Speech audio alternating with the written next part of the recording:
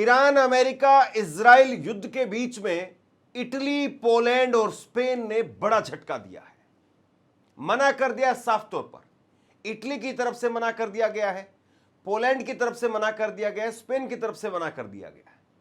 कोई मदद देने के लिए यह देश तैयार नहीं है अमेरिका को, और इसको बहुत विस्तार से आपको समझाने वाला हूं। और वहीं डोनाल्ड ट्रंप का बस अब से कुछ मिनट पहले, सिर्फ कुछ मिनट पहले एक नया पोस्ट निकल करके सामने आया है, और डोनाल्ड ट्रंप किस तरीके से गिड़गिड़ा रहे हैं आप जरा देखिएगा साहब। यानी इतनी पावरफुल कंट्री के राष्ट्रपति आप हैं, और आपका यूं गिड़गिड़ाना, हमें भी शर्मिंदगी महसूस होती है। आप सोचिए कि उस देश के लोगों को कितनी शर्मिंदगी महसूस हो रही होगी, अमेरिकन्स को कितनी शर्मिंदगी महसूस हो रही होगी।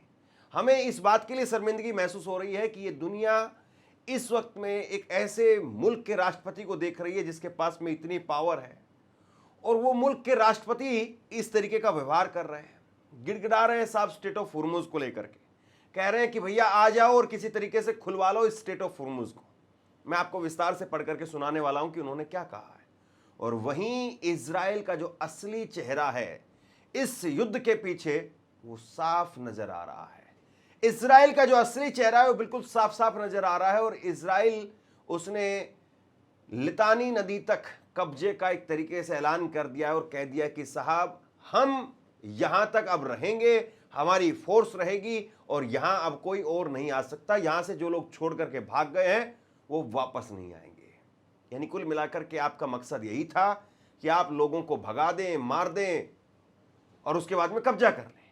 ये तो ईरान है जो 56 इंच की छाती लिए सही में खड़ा है, जो अमेरिका के सामने सरेंडर करने के लिए तैयार नहीं है, जो खार्ग आइलैंड से लेकर के स्टेट ऑफ हुर्मुज और अपने परमाणु हथियार से लेकर के, और जो उनके पास में यूरेनियम एनरिच्ड है, और उसके साथ साथ जो बैलिस्टिक मिसाइल और तमाम जो उसका बड़ा जखीरा है, और उससे भी बड़ी बात यह है कि अपने सुप्रीम लीडर तक को कुर्बान कर दिया। लेकिन उसके बावजूद ईरान झुकने के लिए तैयार नहीं।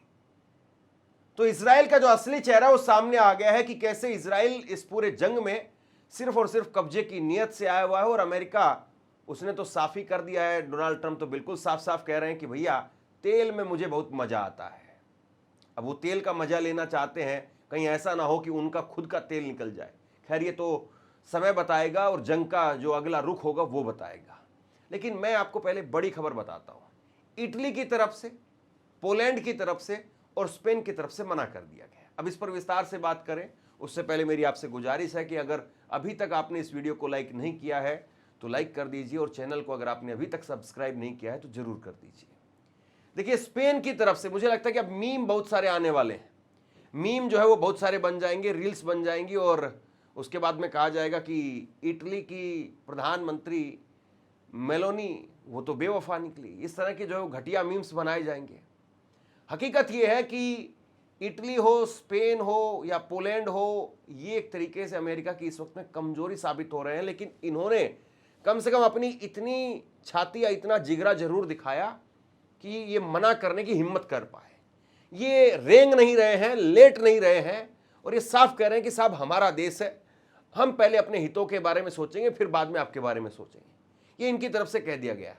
अब देखिए, इटली, पोलैंड और जो स्पेन है उसका अमेरिका के लिए क्या महत्व है, और इन्होंने जो मना किया है उससे अमेरिका को कितना बड़ा झटका है। मुझे लगता है कि आप मुझे अगर 1 मिनट दें तो मैं आपको समझाने की जो कोशिश करता हूं। देखिए, ये जो है मेरे हाथ में ग्लोब है, और अगर आप यहां पर देखेंगे, शायद आपको पूरी तरह से ना दिखाई दे लेकिन समझ जाएंगे आप। ये ईरान है यहां पर, ये अपना यहां पर इंडिया, और इंडिया के बगल में ये पाकिस्तान, और फिर ये ईरान। ये यहां पर ईरान है, और ईरान ने अपने आसपास में जितने भी ये खाड़ी देश हैं उन सबको जो है एक तरीके से वहां पर जो अमेरिकी एयरबेस है उन सबको खत्म कर दिया। अमेरिका वहां पर पैर नहीं पसार पा रहा इस वक्त में। अमेरिका वहां पर अपने फाइटर जेट्स उनको नहीं उतार पा रहा है। परसों मैंने आपको खबर दिखाई थी कि अमेरिका का जो जासूसी विमान है, जो दूसरे विमान को बचाने का काम करता था, दूसरे प्लेन्स को बचाने का जो काम करता था, दूसरे फाइटर जेट को बचाने का जो काम करता था, E3G जो 5000 करोड़ रुपए का प्लेन है, हवा में चलता फिरता एयर कंट्रोल है, उस एयर कंट्रोल को उड़ा दिया। अब उसके बाद में अब अमेरिका को डर यह है कि अमेरिका यहाँ ईरान के बगल में जितने भी ये खाड़ी के देश है, सऊदी, यूएई और ये जितने भी देश है, कुवैत वगैरह, तो जितने भी यहाँ पर ये 6-7 खाड़ी के देश हैं, एक भी देश में वो अपने एयरबेस हैं उसके सारी जगह पर, लेकिन किसी भी एयरबेस पर वो अपने बड़े विमान या यूं कहूँ मैं B-2 बॉम्बर या B-1 बॉम्बर या जो बड़े विमान है जिसके जरिए बड़े बम गिराए जाते हैं वो उनको खड़ा नहीं कर पा रहा है। ये एयरबेस उसके लिए सुरक्षित नहीं है।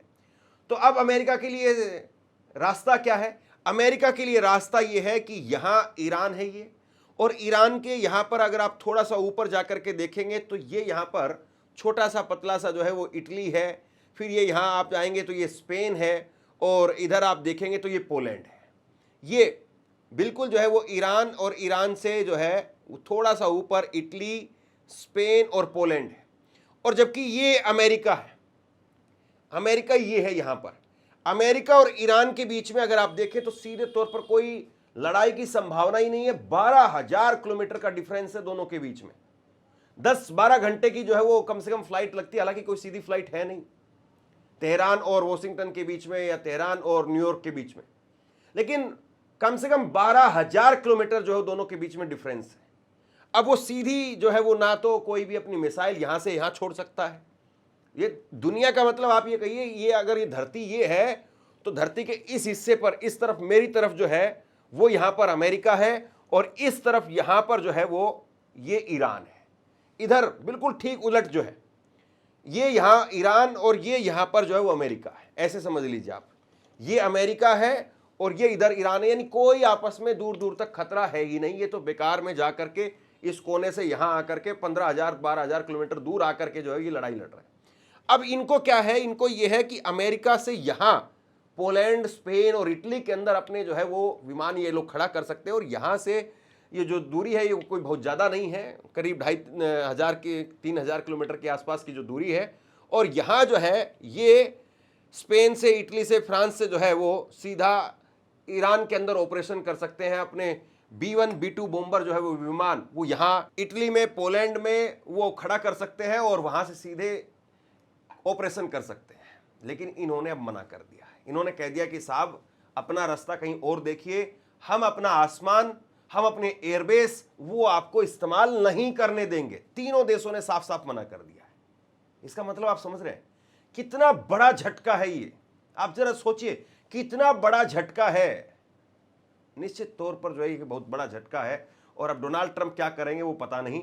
अब मैं डोनाल्ड ट्रंप की तरफ से जो ट्वीट किया गया है वो आपको बता देता हूं, और उसके बाद में लितानी नदी के ऊपर जो कब्जे वाली जो बात है वो भी, जो दावा है इजराइल की तरफ से किया जा रहा है, उस पर भी बात करेंगे।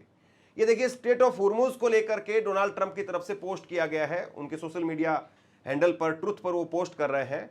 और ये पोस्ट उन्होंने किया है जिसमें वो कह रहे हैं कि स्ट्रेट ऑफ होर्मुज की वजह से जिन देशों को जेट ईंधन नहीं मिल पा रहा है, जैसे कि यूनाइटेड किंगडम जिसने ईरान के पतन में शामिल होने से इनकार कर दिया, उनके लिए मेरा एक सुझाव है, और सुझाव नंबर 1 ये है कि अमेरिका से वो खरीद लें, हमारे पास में पर्याप्त मात्रा में है। और दूसरा सुझाव ये है कि कुछ हिम्मत जुटाएं और स्ट्रेट ऑफ होर्मुज उस पर जाएं और उस पर कब्जा कर लें।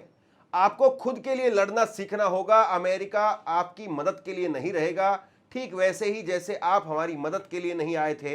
ईरान लगभग पूरी तरह से तबाह हो चुका है, मुश्किल काम हो चुका है, जाओ अपना तेल खुद हासिल कर लो। भैया मुश्किल काम था कौन सा जो आपने हासिल कर लिया? पहली बात, क्या हासिल कर लिया आपने? क्या मुश्किल काम था जो आपने कर दिया? भाई आपने खामेनेई को मार दिया, तो खामेनेई को मारना कोई मुश्किल काम नहीं था। खामेनेई को ढूंढ करके आपने कहीं जा करके मारा होता तो समझ में आता। वो तो अपने जो ऑफिस में थे और आपने उनको ऑफिस के ऊपर आकर के आपने मार दिया, और आपने चैलेंज देकर के कोई मारा है? बताइए जरा। आपने अचानक से युद्ध शुरू कर दिया, और अचानक से जैसे ही आपको लोकेशन मिली आपने उड़ा दिया। चलिए ठीक है, खामेनेई को आपने मार दिया, इसके बाद में आपने क्या मुश्किल काम वहां पर कर लिया? कोई खार्ग आइलैंड पर कब्जा कर लिया है? क्या कर लिया आपने? या कोई ईरान ये कह रहा है कि साहब हम सरेंडर करेंगे, क्या आपने हासिल किया? दूसरी बात ये है कि ये अब जो है वो यूनाइटेड किंगडम और बाकी देशों को कह रहे हैं कि भैया आप हमारे लिए नहीं आए, और अब जो है वो चिढ़ाने वाला काम एक तरीके से जो छोटे बच्चे करते हैं ना, उस तरह का व्यवहार डोनाल्ड ट्रंप का यहां पर दिखाई दे रहा है। कि तुमने मुझे जब साइकिल नहीं दी थी, अब मैं तुम्हें टॉफी नहीं दूंगा, अब मुझसे टॉफी चाहिए तो अपनी साइकिल लेकर के आनी पड़ेगी। ये इस तरीके की दुनिया जो है वो बना दी है डोनाल्ड ट्रंप ने। कमाल ही है साहब, मतलब क्या ही कहा जाए। और सोचिए जरा, वो अमेरिकन्स जो दुनिया में ये कहते थे कि भैया हमारी जो धरती है वो दुनिया के लिए एक ड्रीम है, लैंड ऑफ अपॉर्चुनिटीज़ है, बहुत सारे लोग अमेरिका में बसने का, जाने का सपना देखते हैं, और उस देश को, उस मुल्क को डोनाल्ड ट्रंप ने क्या बना दिया है। पूरी दुनिया में आज जो मजाक का विषय बन गया है डोनाल्ड ट्रंप का जो जितने भी फैसले हैं। तो ये इस वक्त में जो है वो चीज़ें चल रही हैं जो मैं आपको बता रहा हूँ। और इसके बाद में ईरान के विदेश मंत्री, उनका एक बयान देख लीजिए आप। उन्होंने कहा है कि अब अमेरिकी सेनाओं के लिए पश्चिम एशिया का जो क्षेत्र है उसको छोड़ने का समय आ गया है। मतलब वो ये कह रहे हैं कि भैया ये जो मिडिल ईस्ट की जो भी धरती है या जो पश्चिमी एशिया है, इसको आप छोड़ करके निकल जाइए। आप जब तक यहाँ रहेंगे तब तक ये माहौल इसी तरीके का रहेगा। आप निकल जाएंगे, उसके बाद में हम अपने आप से आसानी से, शांति से रह लेंगे। ये कुल मिला करके। अब इसके बाद में एक बयान जो है मैं आपको और दिखाता हूँ। ये आप रक्षा मंत्री, इजराइल के रक्षा मंत्री, उनका बयान सुनिए। इजराइल के रक्षा मंत्री, उनका बयान है कि लेबनान में लितानी रिवर तक आईडीएफ का नियंत्रण हो चुका है और यहाँ पर ये आईडीएफ का नियंत्रण रहेगा, और इस क्षेत्र में जो लोग निकल चुके हैं वो वापस कभी नहीं आएंगे। ये उन्होंने जो है वो बयान जारी किया है।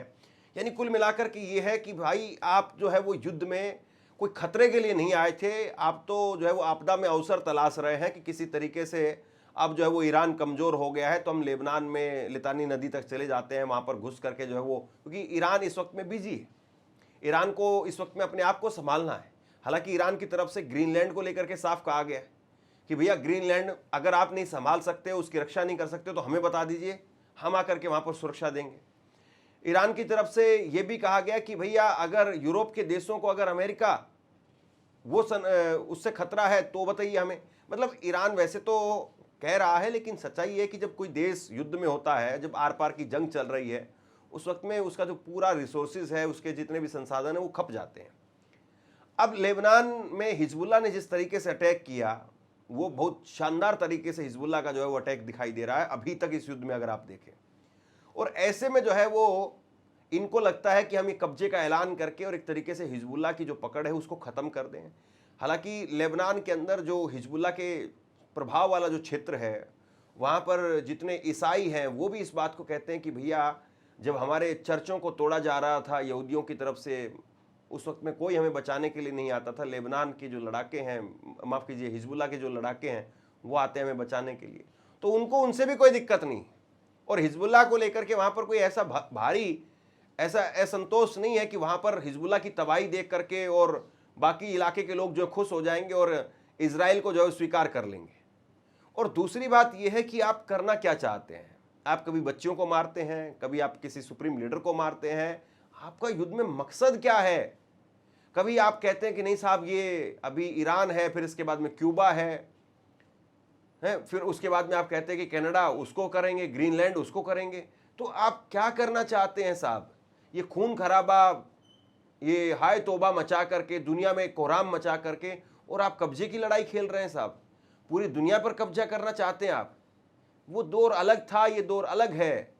और इस वक्त में फिर बीच बीच में खबरें चल जाती हैं कि कहीं ऐसा ना हो कि डोनाल्ड ट्रंप परमाणु जो है वो हथियार उसका इस्तेमाल कर ले। हालांकि बहुत उस पर विस्तार से बात करेंगे, कुछ खबरें निकल करके सामने आ रही है। सबसे बड़ा सवाल यह है कि जिस तरीके से अमेरिका इस वक्त में फंसा हुआ है, ऐसे में अमेरिका के लिए बहुत मुश्किल है कि वो इस युद्ध से पहले बाहर निकले। और इसीलिए डोनाल्ड ट्रंप कभी जापान, कभी जो है चाइना, कभी किसी के साथ में, कभी किसी के साथ में जो गिड़गिड़ाते हुए नजर आते हैं। और अब जिस तरीके से वो यूनाइटेड किंगडम को लेकर के ऐसे ऐसे ट्वीट्स कर रहे हैं, ये अपने आप में उनकी हताशा को दिखाता है। और वहीं इजराइल का जो चेहरा है वो पूरी तरह से एक्सपोज हो चुका है कि उनको खतरे से मतलब नहीं है, उनको कब्जे से मतलब है। उनको कोई खास खतरा नहीं है, उनको कब्जा जो है चाहिए, और इसलिए वो सब कुछ कर रहे हैं। तो बहरहाल जिस तरीके से इस युद्ध को लेकर के जो अपडेट्स निकल करके सामने आ रही हैं वो आप तक पहुंचाने की कोशिश है। आप बताइए कि आपको हमारी खबरें कैसी लग रही हैं, नीचे कमेंट बॉक्स में लिख करके जरूर बताइए। इस खबर को शेयर कीजिए।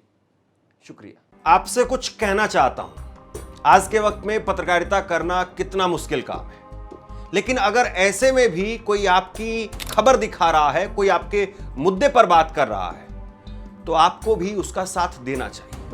अगर आपको लगता है कि मेरी पत्रकारिता सही है, मैं आपके लिए आपकी खबर वो दिखा रहा हूं, तो ऐसे में आप मेरा सहयोग कीजिए। आप इस वीडियो को जब लाइक करेंगे तो लाइक के साथ में ही एक थैंक्स का बटन आपको दिखाई देगा। उस थैंक्स के बटन पर आप क्लिक कीजिए और जो भी सहयोग राशि दे सकते हैं वो दीजिए। दूसरा, आप चैनल को ज्वाइन कर सकते हैं और चैनल को ज्वाइन करके भी मुझे मदद कर सकते हैं।